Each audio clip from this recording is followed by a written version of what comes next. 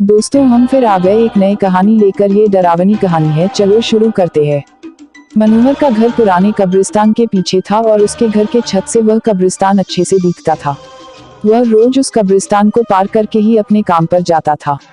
मनोहर के 2 बच्चे थे और दोनों बच्चे बड़े ही शैतान थे। बड़े बेटे का नाम रॉकी और छोटे बेटे का नाम विकी था। एक बार गर्मी की छुट्टियों में रॉकी और विकी की बहन सोनिया भी आई हुई थी।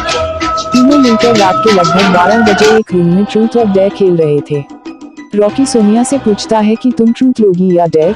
सोनिया डेयर लेती है और पूछी है कि तुम लोग कुछ खतरनाक करने के लिए तो नहीं कहोगे ना। रॉकी, ये हुई ना बात, तो जाओ अब छत पर से घूम करके आओ और छत पर रखे गमले में से फूल तोड़कर लाना होगा, तभी हमें पता चलेगा कि तुम छत पर से आई हो। सोनिया, छत पर से तो कब्रिस्तान दिखता है। नहीं, मैं नहीं जाऊंगी। रॉकी और विकी दोनों सोनिया को छत पर जाने के लिए जबरदस्ती बोलते हैं। सोनिया छत पर जाती है और जैसे ही गमले में लगे फूल की तरफ बढ़ती है तभी उसकी नज़र कब्रिस्तान की ओर पड़ती है। कब्रिस्तान में एक बड़ा सा सूखा पेड़ होता है। वह देखती है कि उस पेड़ पर एक सर कटी हुई उल्टी लाश लटक रही होती है। सोनिया उसे देखती है और जोर से चिल्लाती हुई बेहोश हो जाती है। फिर जब सोनिया बहुत देर तक छत पर से नहीं लौटती है तो रॉकी और विकी दोनों डर जाते हैं और वह छत पर जा करके देखते हैं तो पाते हैं कि सोनिया बेहोश पड़ी है। वो तुरंत मनोहर को बुलाते हैं और सारी बात बताते हैं। मनोहर, तुम तीनों को ऐसा खेल खेलने की जरूरत क्या थी? और रॉकी, तुम तो जानते हो उस कब्रिस्तान के बारे में कैसी कैसी खबरें आती है, फिर भी तुम सोनिया को रात में छत पर जाने के लिए क्यों भेजा?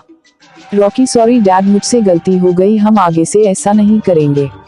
मनोहर, और फिर कभी दोबारा ऐसा काम किया तो तुम दोनों को उसी कब्रिस्तान में छोड़ आऊंगा। अच्छा सोनिया बेटी, ये बताओ तुमने वहाँ ऐसा क्या देख लिया था कि तुम वहीं बेहोश हो गई? सोनिया सहमी हुई हालत में मनोहर को सारी बात बताती है कि उसने क्या देखा। मनोहर ने उस कब्रिस्तान के बारे में ऐसी खबरें पहले भी सुनी हुई थी, इसलिए वह सोनिया को डांटता नहीं है और बच्चों को संभल कर रहने की सलाह देता है। एक दिन मनोहर को काम से छुट्टी मिलने में देर हो जाती है और उस दिन उसे ऑटो भी नहीं मिलता है। वह पैदल ही घर की ओर चल पड़ता है।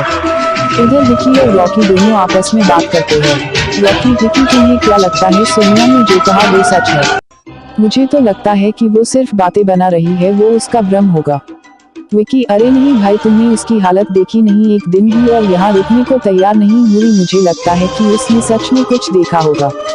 रॉकी, चलो हम कब्रिस्तान में जाकर खुद ही देख लेते हैं। विकी, अरे भाई तुम पागल तो नहीं हो गए हो? मुझे अपनी जान बहुत प्यारी है, मैं कहीं नहीं जाऊंगा और तुम ही मत जाओ। विकी के मना करने के बावजूद रॉकी नहीं मानता है और वह अकेले ही कब्रिस्तान की ओर चल देता है। कब्रिस्तान का दरवाजा खोलता है और अंदर चला जाता है। वह उस पेड़ की ओर भी देखता है जिस पर सोनिया को सर कटी हुई उल्टी लाश दिखी थी। रॉकी खड़े होकर उस पेड़ की ओर देखता है, तभी एक अदृश्य हाथ उसके पैरों को पकड़ लेता है। रॉकी डर जाता है और जोरों से चिल्लाने लगता है, बचाओ बचाओ, छोड़ दो मुझे, मुझसे गलती हो गई, मैं फिर कभी यहाँ दोबारा नहीं आऊंगा। दूसरे कोने पर एक कब्र होती है जो कि खुली हुई होती है, उसके ऊपर खून लगा हुआ होता है। वह अदृश्य हाथ रॉकी को खींचकर लाते हैं और उस कब्र में अड़केलने की कोशिश करने लगते हैं। रॉकी चिल्लाता है, छोड़ दो, मुझसे गलती हो गई, मैं फिर यहाँ कभी नहीं आऊंगा, मुझे मत मारो, मुझे जाने दो। मनोहर काम से पैदल घर पहुँचने वाला ही होता है। जैसे ही वह कब्रिस्तान से गुजरता है उसे रॉकी की आवाज सुनाई देती है। मनोहर, ये क्या, ये तो रॉकी की आवाज लगती है, ये तो कब्रिस्तान से आ रही है, मुझे जा करके देखना चाहिए। मनोहर कब्रिस्तान में चारों ओर देखता है लेकिन रॉकी कहीं नहीं दिखाई देता है। वह घर लौटकर आ जाता है और विकी से पूछता है कि रॉकी कहाँ है। विकी, पापा मेरे बार बार मना करने के बावजूद भी रॉकी कब्रिस्तान में चला गया। वो जानना चाहता था कि सोनिया जो कह रही थी वो सच है या नहीं। मनोहर, हमारे पास समय बिल्कुल भी नहीं है, जाओ घर के मंदिर में शंख में जो जल रखा है वो जल्दी से लेकर आओ, हमें रॉकी को खोजने कब्रिस्तान जाना पड़ेगा। विकी वो जल लेकर आता है। मनोहर और विकी कब्रिस्तान में जाते हैं। मनोहर जल छिड़कता है, फिर उसे किसी के घसीटने का निशान दिखाई देता है। वह समझ जाता है और फिर उस निशान का पीछा करते हुए उस कब्र तक पहुंच जाता है।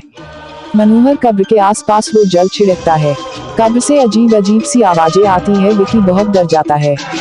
मनोहर, मुझे लगता है कि श्रापित प्रेत आत्माओं ने रॉकी को इस कब्र के अंदर कैद कर लिया है, हमें जल्द ही इसे निकलना होगा। तुम ये पवित्र जल आसपास छिड़कते रहो, इससे हमें वो प्रेत आत्माएं कोई नुकसान नहीं पहुंचा पाएंगी।